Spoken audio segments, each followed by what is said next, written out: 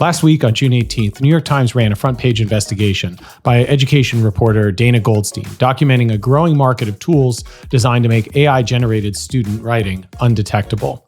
I want to walk through what those tools actually do because I think most educators have heard the conclusion, which is that detection doesn't work, but they haven't heard the specific mechanics behind it. And I think the mechanics matter because they point towards something concrete that teachers can actually do. And as a show note, I'm just going to scroll down to the two videos that are published in the article, because I think once you see these videos, you'll get the point very quickly. If you don't go to the article, you can watch the podcast and you'll see how these tools actually work. With that said, hello and welcome to another episode of AI in the Classroom Daily, podcast helping educators make sense of AI without the hype. I'm Dan Cogan-Drew, and I use AI as a thinking partner in preparing each of these episodes because I think the best way to talk honestly about AI in education is to work with it openly. And I'll note the irony of that today. I'm using AI to help report on the tools students are using to make AI-generated writing look human. There it is. So this episode draws on the Times piece, and I'm going to note that the Times is currently in litigation with Perplexity, one of the companies mentioned in the piece, over copyright infringement. That's context, so I don't think it affects the substance of what the reporter Goldstein reported. So let's talk about what these tools actually do. Two new pieces of vocabulary for you here: humanizers and autotypers. So first, humanizers. When a student runs a GPT-generated essay through a humanizer, they're passing it through a second AI that rewrites the text. It introduces syntactic variation, informal phrasing, the kinds of irregularities that detection tools are trained to recognize as signs of human writing. But by the time the student submits, the original AI output no longer exists in its original form. The text that detectors are looking for has been processed away. Second vocabulary, autotypers. Teachers have learned to check a document's version history. If 1,000 words appear in a Google Doc at 11:59 p.m. with no prior drafting, that's a clue. Autotypers are a direct response to that practice. They drip text into a document at a simulated human typing pace. They generate fake backspaces, fake corrections, fake revision trails. Some of them keep running in the background if the student has walked away, so the document looks like it was written by someone who types, pauses, reconsiders, revises. It wasn't. So I mentioned version history check because this was the last credible digital native method for establishing authorship. It didn't rely on pattern recognition or a detector score. It just asked the question, does this document show evidence of a human writing process over time? Autotypers were built specifically to answer that question with a lie. That means that digital writing environment can no longer reliably testify on its own behalf. So then there's a third pattern, which in some ways is the most troubling, and that's the one that George Cusack, director of AI academic initiatives at Carleton College, puts his finger on most precisely. Cusack says in the Times piece, quote, "I find the apps explicitly marketed as cheating less problematic than the ones marketed as help." The explicit cheating tools, the ones with names like Grubby AI and DripWriter, the ones running TikTok ads showing students how to paste in GPT, output and walk away, those are the ones that I'm showing on the screen here, at least announce what they are. You know what you're dealing with. The more complicated situation is with the tools that are sold as legitimate AI assistants. Grammarly is the clearest example in this piece. It's a tool that's been around for 17 years, started as a spell checker, and is now used by millions of students. It also, as of now, allows students to generate writing from scratch, humanize AI-generated text, and scan their work for phrases that might trigger a detection tool. All of that before you submit the work as your own. And at the same time, Grammarly sells an authorship detection tool to professors for screening that same work.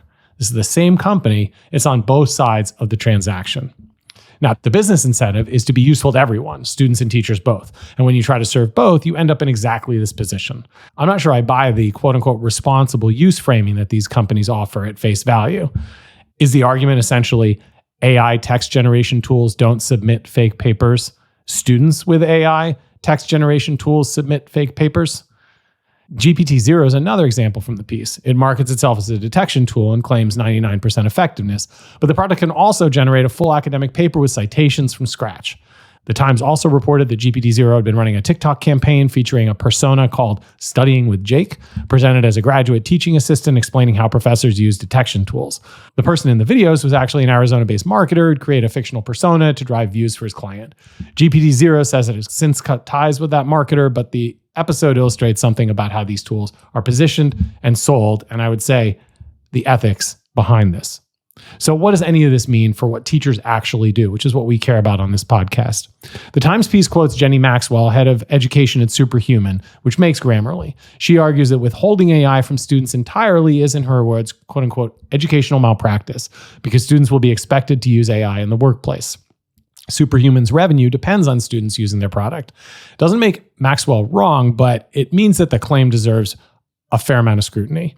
I think it presents a false choice, as if the only options are let AI do everything or ban it entirely. I think there's a third option that teachers are already practicing, and it doesn't require a new tool or a district policy to implement, which might be one of the reasons why it isn't getting a lot of discussion. If the digital writing environment can no longer reliably tell you who wrote inside it, and I've just walked through exactly why it can't, then the practical response is to anchor student authorship somewhere that these tools haven't reached. For most students in most situations, that means paper. Not because paper is inherently superior, it's not a punishment, it's not because we miss the old blue books, it's because paper is one surface that autotypers can't reach. We talked about this design on the show before in episode 36, where we talk about designing writing with paper and AI. Students pre-write and draft by hand, then they retype that draft into a digital environment for revision and structured feedback. The AI plays a constrained role at the revision stage, not the generation stage. Now, before we go further here, I want to apply Daniel Willingham's question because I think it matters. And that question is, what do we lose when we pull the digital medium back? For some writers, myself included, the digital environment isn't just convenient, it's part of how thinking gets done. Personally, I draft through writing and I revise constantly. To get to a page of text, I may have to write 3 pages.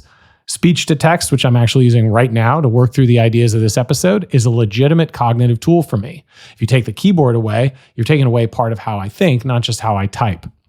Students who are what I would call drafty thinkers, students with dysgraphia, students whose processing style runs through speech, they absorb more of that cost than students who happen to compose fluently by hand. And for students with IEPs or 504 accommodations that include typed responses or speech to text, a blanket paper requirement may conflict with legal obligations. So it's not an argument against the approach, it's an argument for building the exception into the design from the start. So the principle isn't use paper, it's find a point in the writing process, early I say, during planning and initial drafting, where the student's own thinking has to be visible in a form that hasn't been touched by a tool. What that looks like for a given student is an instructional design decision, not a policy call. It belongs to the teacher in conversation with the student. For classroom teachers, the question worth asking isn't did they cheat after the fact, it's where in this assignment does a student have to generate their own thinking, and is that visible to me before a tool gets involved? For instructional coaches, Cusack's observation, I think, is a useful diagnostic when you're reviewing assignments or tools with teachers. Can any widely used help tool complete this task from start to finish? If yes, that's a design conversation, not a policy conversation, and not a reason to reach for a detector. And finally, for district leaders, the malpractice argument will come up in vendor conversations and procurement decisions. You now have enough context, I hope, to evaluate it on its terms rather than accept it as pedagogical consensus. If your district is moving forward with any paper-anchored writing approach, the accommodation question needs to be part of that conversation from the beginning. So, as always, I'm curious for your experience here. This is up-to-the-minute, fast-breaking reality as technologies advance one after another on both sides of what feels like an escalation. How is this playing out for you in your classroom?